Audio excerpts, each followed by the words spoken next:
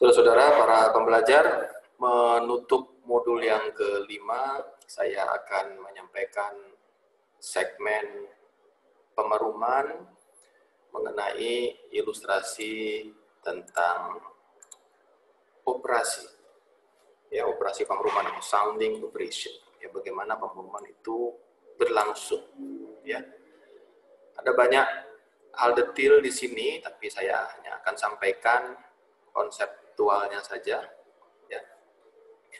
Jadi operasi pemeruman ini tidak lain adalah operasi untuk mulai merencanakan pemeruman itu sendiri, kemudian mengambil datanya, ya, melakukannya di lapangan maksud saya, dan kemudian menyajikan datanya dalam bentuk peta ataupun informasi lain, informasi geospasial lain yang diperlukan untuk kepentingan sebuah pekerjaan yang lebih besar nantinya. Nah, itulah sebabnya di segmen penutup ini saya memulai pembahasan tentang operasi pemeruman sebagai sebuah siklus dari sebuah pekerjaan yang besar. Nah, siklus ini adalah siklus sebuah proyek, ya, pembangunan, pengembangan, atau apapun proyek itu, yang salah satu diantaranya ada peluncuran atau ya, pelaksanaan. Ya. Nomor 3 itu adalah launch and execution. Jadi pada dasarnya sebuah pekerjaan yang besar, misalnya konstruksi pelabuhan, dimulai dengan membuat konsep, kemudian membuat definisi-definisi dan perencanaan-perencanaan kemudian dilaksanakan, kemudian setelah pelaksanaan kemudian dikendalikan kinerjanya, dan ketika dioperasikan dia akan kemudian dikomisikan dan atau diperiksa dan akhirnya ditutup. Ya. Dan biasanya pemeruman ini bisa menjadi bagian dari konsep, ya, untuk mendapatkan data awal, bisa menjadi bagian dari untuk membuat perencanaan yang lebih rinci, ya, untuk apapun, ya. Tapi intinya gambar ini memperlihatkan bahwa sebuah operasi pemeruman itu merupakan bagian dari siklus pekerjaan yang jauh lebih besar. Ya. Nah, bahkan operasi pemeruman ini juga bisa menjadi bagian dari pemeriksaan kinerja yang nomor 4, dan bahkan juga bisa menjadi bagian dari sebuah proyek penutup. Ya, bisa apapun, ya, dalam siklus bisnis di sektor maritim, contohnya minyak dan gas bumi. Ketika mencari sumber, sudah ada pemetaan yang dilakukan. Ya, ketika kita merencanakan konstruksi di sumber itu, dilakukan ulang pemetaan yang lebih rinci. Ya. Ketika konstruksi juga ada lagi nanti. Ya, ketika operasi secara berkala itu dilakukan IRM, biasanya inspection, repair, and maintenance. Bahkan setelah selesai juga nanti akan ada pekerjaan-pekerjaan survei. Nah, jadi ini survei ini merupakan bagian yang selalu ada dari siklus pekerjaan yang lebih besar. Nah, kalau kita melihat survei batimetri sendiri, maka saya akan perkenalkan bahwa sekurang-kurangnya ada variabel yang terlibat adalah pemilik pekerjaan dan pelaksana pekerjaan. Ya, pemilik pekerjaan didampingi oleh seorang survei hidrografi yang menyusun dokumen, ya. Pelaksana pekerjaan juga ada survei hidrografi di situ yang merespon dokumen yang dikirim itu dalam bentuk proposal teknis dan proposal biaya. Ya. Pada dasarnya proposal itu bekerja untuk memastikan bahwa mutunya terpenuhi, ya. Kemudian semua pekerjaannya bisa dipenuhi dalam waktu yang sudah ditetapkan. Ada masalah quality di situ, volume, and duration. Jadi 3 ini adalah kendala-kendala yang harus dipenuhi.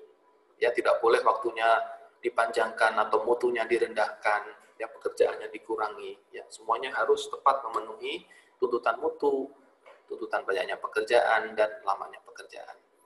Nah, biasanya pekerjaan itu dilelang, ya, ditenderkan untuk mendapatkan proposal yang terbaik, ya, proposal teknis yang terbaik, proposal komersial yang terbaik, sehingga ketika nanti si kontraktor ini mendapatkan award, ya, mendapatkan ketetapan untuk melakukannya, maka dia akan membuat sebuah apa yang disebut sebagai project execution plan, ya, rencana operasi. Ya. Nah, project execution plan ini merupakan dokumen yang lengkap, yang isinya banyak sekali, ya. Ada masalah spesifikasi, acuan atau kode standar, ya, peralatan, isu-isu logistik, ya, kemudian rencana perum atau sounding tracks ini, kemudian izin dan seterusnya, ya ada banyak sekali. Kita tidak akan bahas semuanya, kita hanya akan berkonsentrasi pada sounding tracks ini nanti yang berkorelasi nanti dengan volume pekerjaan, ya. Kemudian untuk durasi itu akan mengikuti, sedangkan untuk mutu kita akan bahas di modul yang lain khusus mengenai quality atau mutu. Nah, setelah dieksekusi, maka dia akan mendapatkan hasil, ya, dan dia akan tuliskan hasil itu, dan setelah itu proyek akan selesai. Nah, apa yang penting dari sebuah operasi pemeruman? Yang penting adalah perkiraan kita menghitung berapa panjang jalur survei. Ya. Panjang jalur survei ini nanti akan diakumulasi panjangnya, dan kalau nanti kita punya perkiraan mengenai kecepatan, ya, kecepatan kita melakukan survei ini, ya, kecepatan kapal, kecepatan gerak kapal dalam kita mengumpulkan data, maka kita bisa mengetahui durasinya, kita bisa mengetahui waktu total yang diperlukan untuk mengumpulkan data ini. Ya. Nah, ini adalah sebuah contoh mengenai jalur rencana survei. Ya, ada banyak istilah di sini, ya, ada batas wilayah survei yang di sini, ya. Kemudian ada lajur perum yang utama, ya, main sounding line, ya. Kemudian ada sounding interval yang tidak lain adalah jarak antar lajur perum, ya, artinya semakin rapat, artinya resolusinya akan semakin tinggi nanti, ya, semakin jarang resolusinya akan semakin rendah. Ada cross sounding line, ya, ini atau lajur silang, ya, ini digunakan untuk memeriksa konsistensi dari data yang kita peroleh, ya. Survei yang bagus menghasilkan data yang konsisten, ya, di titik-titik yang kita ukur di tempat yang sama, baik dari lajur silang maupun dari lajur perum utama, datanya perbedaannya tidak boleh terlalu besar, ada toleransi yang harus kita penuhi. Dan setiap lajur perum itu diberi nomor, ya, supaya kita bisa mengidentifikasi lajur-lajur mana yang kita sudah lakukan surveinya atau belum. Ya. Nah, ini yang penting dari sebuah operasi pemeruman, bahwa kita memiliki rancangan lajur survei yang memenuhi syarat-syarat volume, syarat-syarat mutu, sehingga dengan kecepatan gerak yang kita sudah ketahui, biasanya kita bekerja dengan kecepatan maksimum 5 atau mungkin 10 km per jam, atau 3-4 knots, ya, atau 5 knots maksimum, ya, maka kita akan mengetahui berapa lama kita membutuhkan waktu untuk menyelesaikan pekerjaan ini, ya, karena data mengenai biaya harian itu merupakan pengali nanti untuk keseluruhan total biaya yang kita perlukan untuk melakukan pekerjaan ini. Ya.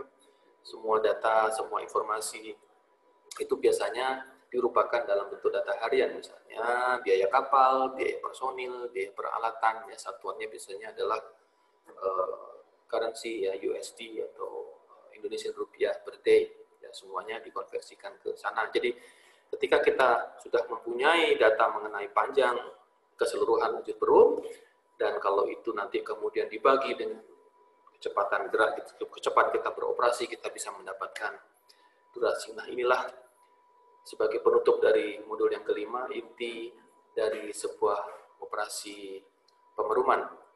Kita akan lanjutkan diskusi kita nanti ke modul yang lain yang akan khusus membahas mengenai standar mutu.